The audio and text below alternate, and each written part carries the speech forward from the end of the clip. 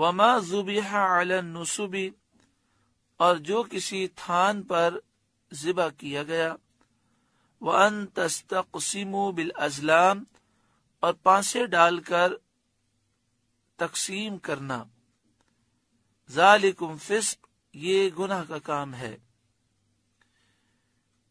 اس آیت کریمہ میں جو کچھ بیان کیا گیا اس کی تفصیل یہ ہے کہ پیچھے یہ بیان ہوا تھا کہ احلت لکم بہیمۃ الانعام، تمہارے لیے بے زبان مویشی حلال ہوئے، الا ما یتلی علیکم، مگر وہ جو آگے تمہیں بیان کیا جائے گا۔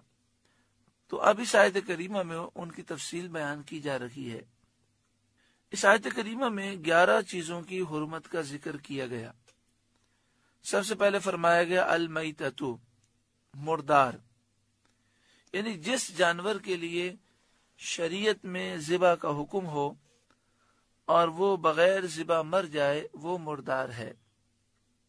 جسے مچھلی کے لیے ذبح کا حکم نہیں ہے، تو مچھلی اگر شکار کی جائے اور دریا کے پانی سے باہر آئے اور پانی نہ ملنے کی وجہ سے مر جائے تو وہ حلال ہے، مگر مرغی، بکری، گائے، بیل، اونٹ، یہ وہ ہیں جن کے لیے شریعت میں ذبح شرعی کا حکم بیان کیا گیا کہ انہیں ذبح کیا جائے۔ اونٹ کو نہر کیا جاتا ہے اور گائے وغیرہ کو ذبح کیا جاتا ہے۔ نہر اور ذبح دونوں کا حکم یہ ہے کہ بسم اللہ اللہ اکبر پڑھ کر یہ کیا جائے، اور اس میں 4 رگوں کا کاٹنا یہ افضل ہے۔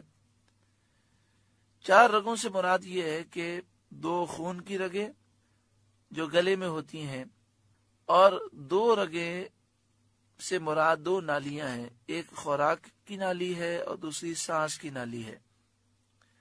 اگر 4 رگوں کا اکثر حصہ کٹ جائے تو بھی جانور حلال ہے، اور اگر 3 رگیں کٹ جائے تو بھی جانور حلال ہے، اور 4 کٹ جائے تو یہ افضل ہے، اور اگر 2 رگیں کٹیں تو اس صورت میں جانور حرام ہو جائے گا۔ اور بسم اللہ اللہ اکبر پڑھنا بھی ضروری ہے۔ اگر اللہ کا نام لینا بھول گیا تو معاف ہے، لیکن یاد ہونے کے باوجود اگر اس نے اللہ کا نام نہ لیا تو پھر جانور حرام ہو جائے گا، مردار ہو جائے گا۔ بعض اوقات ایسا بھی ہوتا ہے کہ اللہ کا نام لینا یاد ہوتا ہے، لیکن انسان یہ سوچتا ہے کہ فلاں شخص نے پڑھ لیا، مجھے پڑھنے کی کیا ضرورت ہے۔ تو یہ بات یاد رکھے کہ جتنے ہاتھ چھری پر ہوں اور سب مل کر گردن ذبح کر رکھے ہیں تو سب کا اللہ کا نام لینا ضروری ہے۔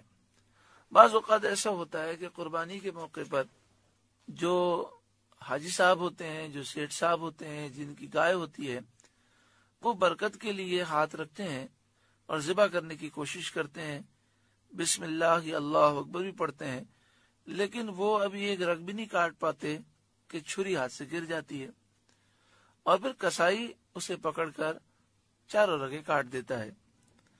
اب مسئلہ یہ کہ اگر کسائی کو یاد تھا کہ بسم اللہ اللہ اکبر پڑھنا چاہیے، لیکن یہ خیال کر کے اس نے چھوڑ دیا کہ حاجی صاحب نے تو پڑھ لیا، مجھے کیا ضرورت ہے، تو اس صورت میں جانور مردار ہو جائے گا۔ اس طرح کے اور بے شمار مسائل ہیں۔ بعض اوقات ذبح کرنے والے کے منہ میں پان ہوتا ہے اور وہ اس وجہ سے یا تو پڑھتا نہیں ہے یا پھر دل میں پڑھ لیتا ہے۔ اتنی آواز سے پڑھنا ضروری ہے کہ اس کے کان خود سن لیں۔ اللہ تبارک و تعالی ہر ایک کو عقل سلیم عطا فرمائے اور ان مسائل پر عمل کرنے کی توفیق عطا فرمائے۔ آگے فرمایا وَالدَّمُ، دوسری وہ چیز جو حرام کی گئی، وَالدَّمُ فرمایا گیا یعنی بہنے والا خون۔ وہ خون جو رگوں میں بہتا ہے وہ خون حرام ہے۔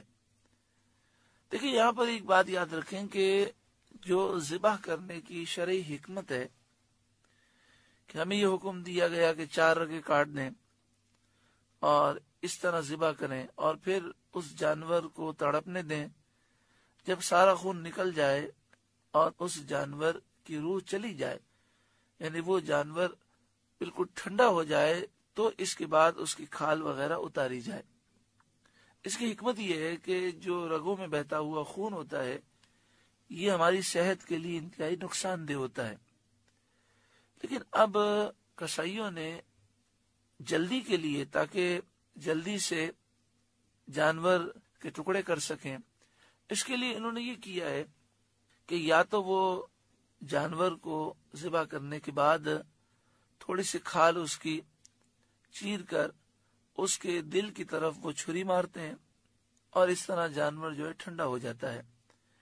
یہ طریقہ غلط ہے، اس سے جانور کو تکلیف ہوتی ہے۔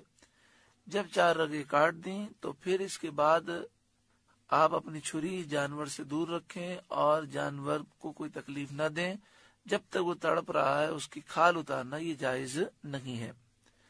دوسرا وہ یہ کام کرتے ہیں، آج کل یہ انداز اختیار کیا گیا اور چند سالوں سے ہے، وہ یہ کرتے ہیں کہ 4 رگیں کاٹنے کے بعد چھری کو سیدھا کر کے اس کے گلے میں مارتے ہیں، اور گلے میں مار کر گردن کے پیچھے کا جو حصہ ہے وہاں سے ریڑھ کی ہڈی کے مہرے گزر رہے ہیں، وہاں وہ چھری مار کر ہرا مغز کاٹ دیتے ہیں۔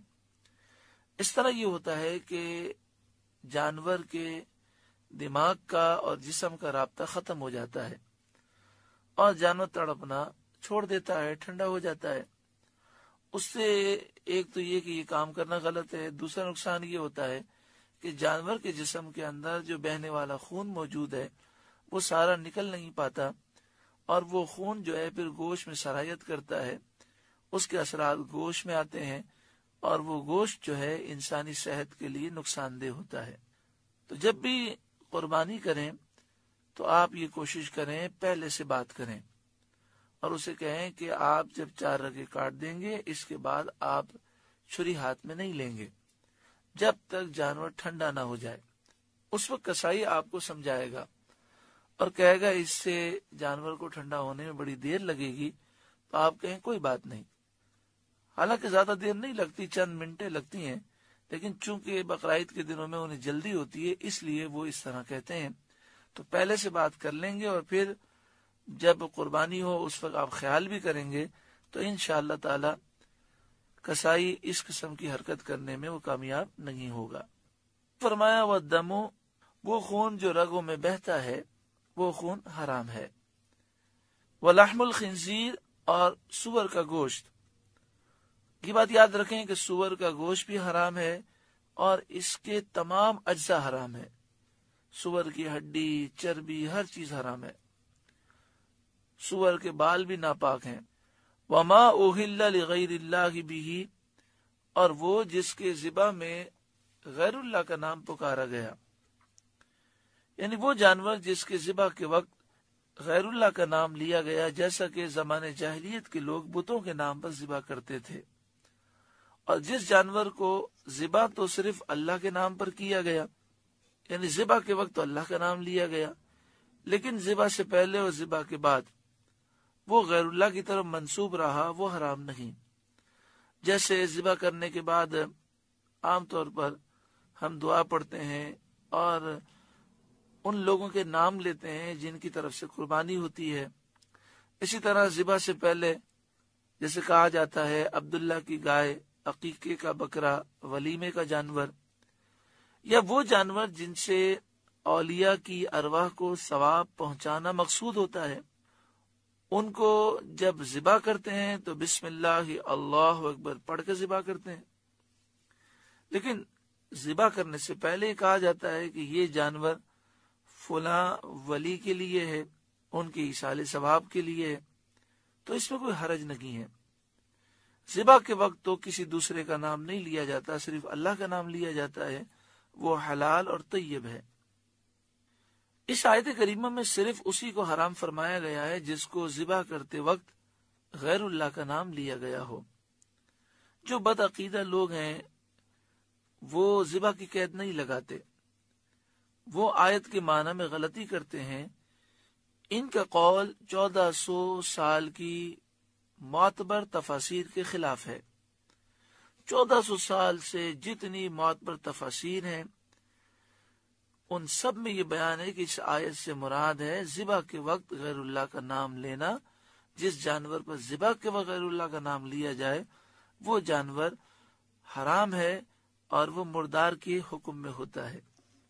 پانچواں یہاں پہ فرمایا گیا کہ وہ جانور جو گلا گھونٹ کر مارا گیا ہو، یعنی ذبح نہ کیا گیا ہو اور گلے میں رسی وغیرہ ڈال کر اس کا گلا گھونٹ دیا گیا ہو، تو وہ جانور حرام ہے، جس کے لیے قرآن پاک میں الفاظ ہیں والمنخنقہ.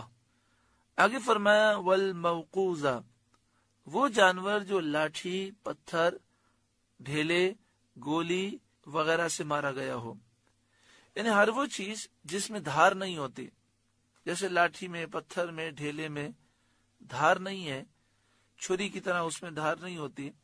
اسی طرح یہ مسئلہ بھی یاد رکھیں کہ ہمارے نزدیک گولی سے اگر کسی جانور کو مار دیا گیا یا چھرے سے مار دیا گیا تو وہ بھی حرام ہے.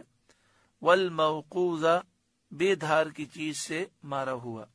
ہاں، اگر تیر کسی جانور پر چھوڑا گیا تو تیر میں دھار ہوتی ہے، تو اس وقت بسم اللہ اللہ اکبر پڑھ کر کسی شکاری جانور کی طرف تیر چھوڑا گیا اور وہ تیر اسے لگا اور اس سے شکاری جانور ہلاک ہو گیا تو وہ حلال ہے، جس کا ذکر آگے آ رہا ہے.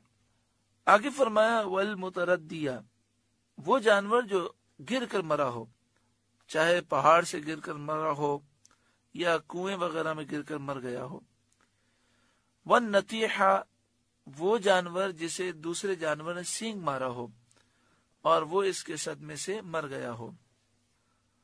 وما اکل السبع، جسے کوئی درندہ کھا گیا، وہ جانور جسے کسی درندے نے تھوڑا سا کھایا ہو اور وہ اس کے زخم کی تکلیف سے مر گیا ہو. لیکن اگر یہ جانور مر نہ گئے ہوں، کون کون سے جانور؟